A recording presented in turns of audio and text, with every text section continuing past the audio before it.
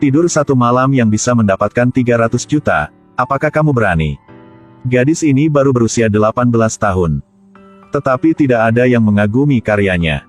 Di Jepang, karya ini membuat banyak orang merasa malu karenanya.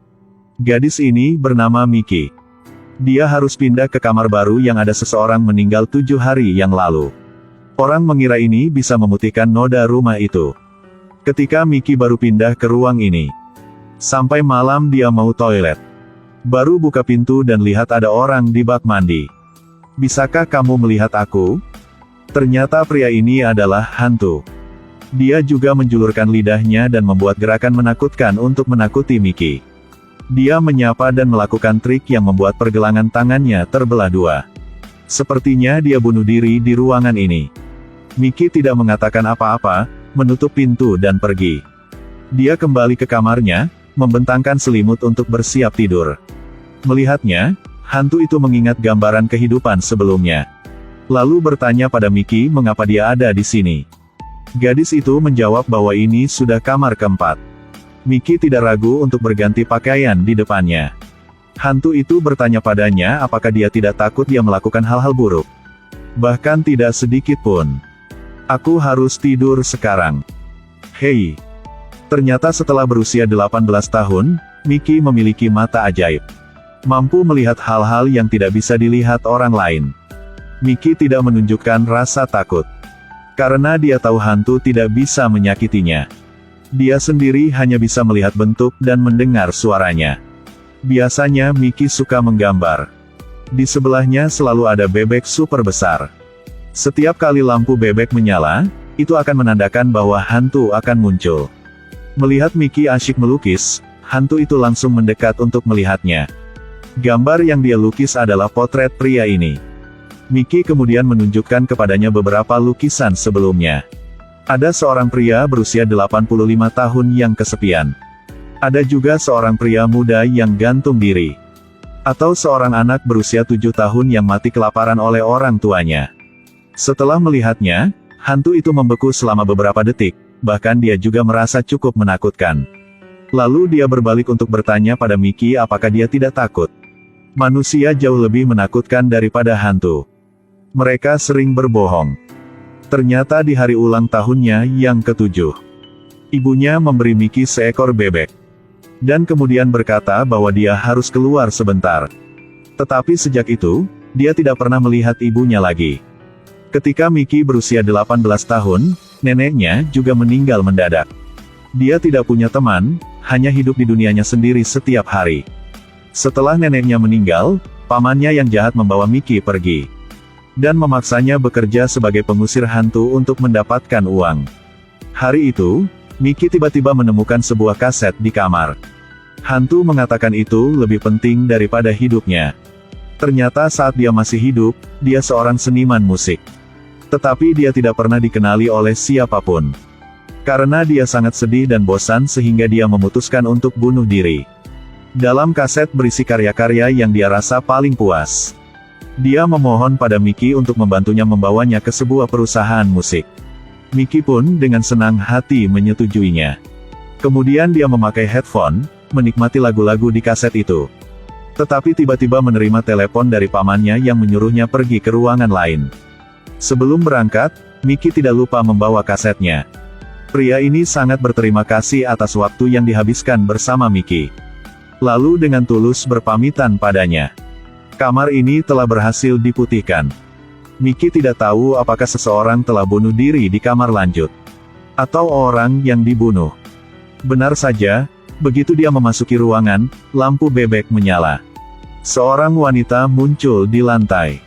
Melihat itu, Miki pura-pura tidak melihat atau mendengar apapun. Dia dengan tenang membaca buku. Aku harus membunuhmu. Gadis ini sangat jelek. Kamu jelek. Dalam sekejap, Miki sudah mengungkapkan kekuatan supernya. Melihat begitu, wanita itu bergegas ke depannya dan bertanya apakah dia pernah melihatnya. Miki awalnya tidak ingin mengatakan sepatah kata pun. Karena dia hanya ingin tinggal dengan tenang di sini selama beberapa hari sebelum pergi. Tetapi wanita ini menolak untuk melepaskannya. Yang membuat benda-benda di dalam ruangan terbang kemana-mana. Wanita ini penuh dengan dendam tentang kematiannya. Melihat itu, Miki buru-buru lari keluar. Dia segera pergi ke toko internet untuk mencari informasi tentang wanita itu. Ternyata dia dulunya adalah seorang selebriti internet sebelumnya. Berkat itu, dia mendapatkan penghasilan yang layak. Tapi suatu malam, dia diikuti oleh seseorang. Begitu dia baru memasuki rumah, dia tersungkur ke tanah. Lalu dia mengiris pisaunya 2 kali, menyebabkan dia mati seketika. Miki juga mengetahui saat reporter mewawancarai tetangga tersebut. Matanya seolah menyembunyikan sesuatu. Dia memperhatikan bahwa pria di sebelah punya masalah. Dia kembali ke kamar dan bertanya kepada hantu wanita itu apakah tetangga telah membunuhnya. Tapi dia dengan tegas menyangkalnya. Miki tidak ingin terlalu peduli tentang ini. Tetapi ketika dia sedang membaca buku, dia terus berbisik di telinganya. Menonton film, dia juga mengoceh di telinganya. Sampai saat Miki mandi, dia tetap menolak untuk menyerah. Bahkan ketika dia pergi tidur, hantu itu terus mengoceh. "Hentikan, biarkan aku tidur sebentar. Kalau begitu tolong belikan aku minyak esensial." Ternyata dia sangat suka mencium minyak esensial ketika dia masih hidup. Tidak lama kemudian, hantu musik juga cepat datang. Ternyata jiwanya masuk ke kaset. Hantu wanita melihatnya dan tercengang yang tidak tahu apa yang sedang terjadi. Dia dengan senang hati pergi untuk menyapa hantu wanita. Kemudian dia juga menunjukkan kepadanya luka tusuk di punggungnya. Pasangan ini telah menemukan suara yang sama satu sama lain. Pada saat ini, Miki juga berdiri di jembatan sambil merenungkan. Tetapi tiba-tiba seseorang memegang tangannya. Ternyata laki-laki tetangga mengira dia bunuh diri dengan melompat dari jembatan. Sampai sekarang, Miki belum pernah berinteraksi dengan lawan jenis, jadi dia agak pemalu. Miki merasakan ketertarikan pria ini. Dia memiliki nama yang sangat bagus, Haruki. Dalam perjalanan Haruki juga menceritakan apa yang terjadi malam itu. Ternyata dia tidak tahu apa-apa hari itu. Waktu di titik kejadian, meskipun dia mendengar teriakan minta tolong, dia terlalu takut untuk pergi untuk menghentikannya. Mereka berdua berbicara sambil berjalan, lalu menjadi teman baik tanpa menyadarinya. Keesokan harinya, hantu musik membangunkan Miki. Dia ingin membantu wanita hantu menemukan pelakunya. Untuk melepaskan dendam di hatinya, begitu dia bisa pergi. Namun Miki menolak. Dia masih belum selesai mengurus urusannya, jadi dia tidak ingin khawatir tentang orang lain. "Besok aku masih harus pindah rumah. Biarkan dia menanganinya sendiri. Tapi hanya kamu yang bisa melihat. Hanya kamu yang bisa membantunya." Miki merasa terganggu, jadi dia mengeluarkan sebuah buku dan melemparkannya ke arahnya. Tetapi buku itu terbang melewatinya dan menabrak bebek. Mematahkan leher bebek menjadi 2. Ini adalah satu-satunya souvenir yang ditinggalkan ibunya untuknya. Miki marah, memarahi hantu. Bahkan merusakkan kasetnya. Kemudian dia berjalan dengan malas di jalan. Tiba-tiba dia melihat seseorang berlutut di jalan. Orang tua itu sepertinya sedang mencari sesuatu. Kemudian seorang wanita melewati tubuhnya. Miki baru menyadari itu bukan orang hidup. Dia melihat mobil mainan di atas. Ketika dia melihat mobil itu, dia sangat tersentuh. Lalu mengatakan bahwa dia telah mencarinya selama 20 tahun. Dia berterima kasih kepada Miki tanpa henti. Melihat lelaki tua itu meminta maaf tanpa henti di depannya, Miki menyadari bahwa Tuhan memberinya mata istimewa ini. Mungkin memberinya misi untuk membantu hantu yang belum memenuhi keinginan mereka. Jadi Miki bergegas untuk meminta maaf kepada hantu itu. Menurut ingatan wanita hantu, Miki menggambar potret si pembunuh. Lalu dia memberikan foto itu kepada Haruki, menyuruhnya melapor ke polisi. Pihak polisi juga dengan cepat menemukan rumahnya.